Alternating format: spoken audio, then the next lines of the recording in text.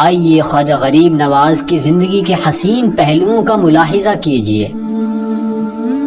خواجہ غریب نواز سید معین الدین حسن سنجری چشتی اجمیری رحمۃ اللہ علیہ 537 ہجری بمطابق 1142 عیسوی میں سجستان یا سیستان کے علاقے سنجر میں پیدا ہوئے۔ آپ رحمۃ اللہ علیہ کا اسم گرامی حسن ہے اور آپ نجیب الطرفین حسنی و حسینی سید ہیں۔ آپ کا سلسلہ نسب سید معین الدین حسن بن سید غیاث الدین حسن بن سید نجم الدین طاہر بن سید عبد العزیز ہے۔ آپ رحمۃ اللہ علیہ کے والد ماجد سید غیاث الدین رحمۃ اللہ علیہ، جن کا شمار سنجر کے امراء و ورثاء میں ہوتا تھا، انتہائی متقی و پرہیزگار اور صاحب کرامت بزرگ تھے۔ نیز آپ رحمۃ اللہ علیہ کی والدہ ماجدہ بھی اکثر اوقات عبادت و ریاضت میں مشغول رہنے والی نیک سیرت خاتون تھی۔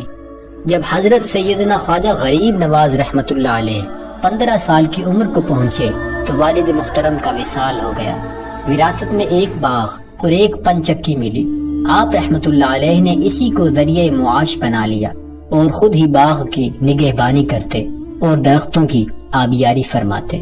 ایک روز حضرت سیدنا خواجہ معین الدین چشتی اجمیری رحمۃ اللہ علیہ باغ میں پودوں کو پانی دے رہے تھے کہ ایک مجذوب بزرگ حضرت سیدنا ابراہیم کندوزی رحمۃ اللہ علیہ باغ میں تشریف لائے۔ جو ہی حضرت سیدنا خواجہ معین الدین چشتی رحمۃ اللہ علیہ کی نظر اللہ کے اس مقبول بندے پر پڑی، فوراً دوڑے، سلام کر کے دستبوسی کی اور نہایت ادب و احترام کے ساتھ درخت کے سائے میں بٹھایا۔ پھر ان کی خدمت میں انتہائی عاجزی کے ساتھ تازہ انگوروں کا ایک خوشہ پیش کیا اور دوزانوں بیٹھ گئے۔ اللہ کے ولی کو اس نوجوان باغبان کا انداز بھا گیا۔ خوش ہو کر تل یا سرسوں کا پھوگ ایک ٹکڑا چبا کر آپ رحمت اللہ علیہ کے منہ میں ڈال دیا۔ کھلی کا ٹکڑا جو ہی حلق سے نیچے اترا، آپ رحمت اللہ علیہ کے دل کی کیفیت یکدم بدل گئی اور دل دنیا کی محبت سے اچاٹ ہو گیا۔ پھر آپ رحمت اللہ علیہ نے باغ، پنچکی اور سارا ساز و سامان بیچ کر اس کی قیمت فقراء و مساکین میں تقسیم فرما دی۔ حصول علم دین کی خاطر راہ خدا کے مسافر بن گئے۔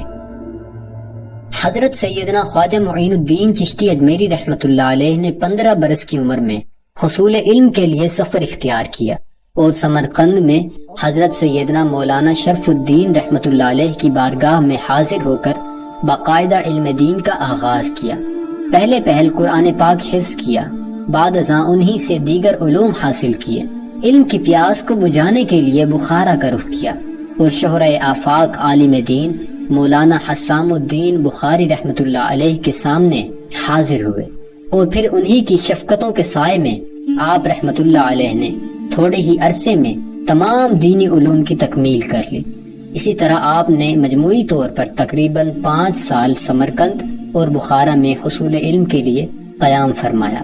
اس عرصے میں علوم ظاہری کی تکمیل تو ہو چکی تھی، مگر جس تڑپ کی وجہ سے گھر بار کو خیر باد کہہ دیا تھا، اس کی تسکین ابھی باقی تھی۔ چنانچہ آپ کسی ایسے طبیب حاذق کی تلاش میں نکل کھڑے ہوئے جو درد دل کی دوا کر سکے۔ چنانچہ مرشد کامل کی جستجو میں بخارا سے حجاز کا رخت سفر باندھا۔ راستے میں جب نیشا پور کے نواحی علاقے ہارون سے گزر ہوا اور مرد کلندر قطب وقت حضرت سیدنا عثمان ہارونی چشتی رحمت اللہ علیہ کا شہرہ سنا تو فوراً حاضر خدمت ہوئے اور ان کے دست حق پرست پر بیعت کر کے سلسلہ چشتیہ میں داخل ہو گئے۔ آپ رحمت اللہ علیہ کئی سال تک مرشد کامل کی خدمت میں حاضر رہے اور معرفت کی منازل طے کرتے ہوئے باطنی علوم سے فیضیاب ہوتے رہے۔ حضرت سیدنا خواجہ عثمان ہارونی رحمت اللہ علیہ جہاں بھی تشریف لے جاتے، آپ رحمت اللہ علیہ ان کا سامان اپنے کندھوں پر اٹھائے ساتھ چلے جاتے۔ آپ کو کئی مرتبہ مرشد کے ساتھ حج کی سعادت بھی حاصل ہوئی۔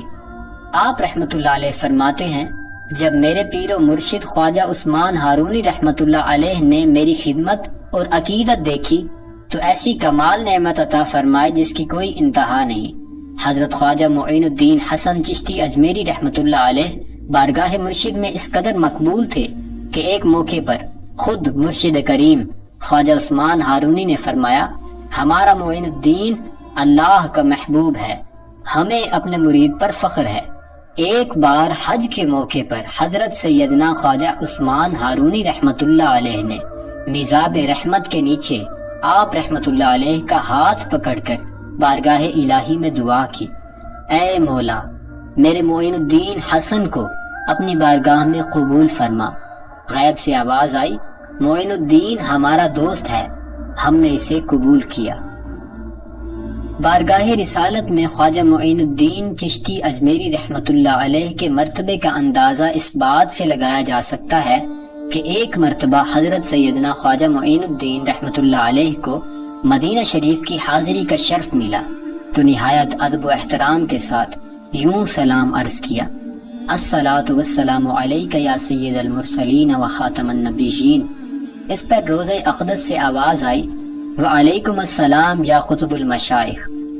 آپ رحمت اللہ علیہ کو ہند کی سلطانی کی خوشخبری رسول مکرم صلی اللہ علیہ وآلہ وسلم کی زبان اقدس سے ملی۔ ایک مرتبہ سید خواجہ غریب نواز رحمت اللہ علیہ مدینہ منورہ میں نبی پاک صلی اللہ علیہ وآلہ وسلم کے مزار انور پر حاضر تھے تو انہیں یہ بشارت ملی، اے معین الدین تو ہمارے دین کا معین ہے، تجھے ہندوستان کی ولایت عطا کی، اجمیر جا، تیرے وجود سے بے دینی دور ہوگی اور اسلام رونق پذیر ہوگا۔ آپ رحمت اللہ علیہ اس بشارت کے بعد ہند روانہ ہوئے اور سمرقند، بخارا، عروس البلاد، بغداد شریف، نیشا پور، تبریز، اوش، اصفہان، سبزوار، بلخ اور غزنی وغیرہ سے ہوتے ہوئے ہند کے شہر اجمیر شریف پہنچے، اور اس پورے سفر میں آپ رحمت اللہ علیہ نے سینکڑوں اولیاء کرام اور اکابرین امت سے ملاقات کی۔ آپ رحمت اللہ علیہ بغداد معلیٰ میں حضرت سیدنا غوث اعظم رحمت اللہ علیہ کی خدمت میں حاضر ہوئے اور 5 ماہ تک بارگاہ غوثیت سے اکتساب فیض کیا۔ تبریز میں شیخ بدر الدین ابو سعید تبریزی کی بارگاہ سے علم کی میراث حاصل کی۔ اصفہان میں شیخ محمود اصفہانی کے پاس حاضر ہوئے۔ ہرات میں شیخ الاسلام امام عبداللہ انصاری رحمت اللہ علیہ کے مزار کی زیارت کی۔ اسی سفر میں آپ رحمت اللہ علیہ نے حضرت داتا گنج بخش علی حجویری رحمت اللہ علیہ کے مزار اقدس پر نہ صرف حاضری دی بلکہ مراقبہ بھی کیا اور حضرت سیدنا داتا علی حجویری رحمت اللہ علیہ کا خصوصی فیض حاصل کیا۔ مزار پر انوار سے رخصت ہوتے وقت داتا گنج بخش رحمت اللہ علیہ کی عظمت و فیضان کا بیان اس شعر کے ذریعے کیا، گنج بخش فیض عالم مظہر نور خدا، ناکساں را پیر کامل کاملاں را رہنما۔ یعنی گنج بخش رحمت اللہ علیہ کا فیض سارے عالم پر جاری ہے، آپ نور خدا کے مظہر ہیں۔ آپ کا مقام یہ ہے کہ راہ طریقت میں جو ناقص ہیں ان کے لیے پیر کامل اور جو خود پیر کامل ہیں ان کے لیے بھی رہنما ہیں۔ حضرت سیدنا خواجہ غریب نواز رحمت اللہ علیہ کا معمول تھا کہ ساری رات عبادت الہی میں مصروف رہتے، حتیٰ کہ عشاء کے وضو سے نماز فجر ادا کرتے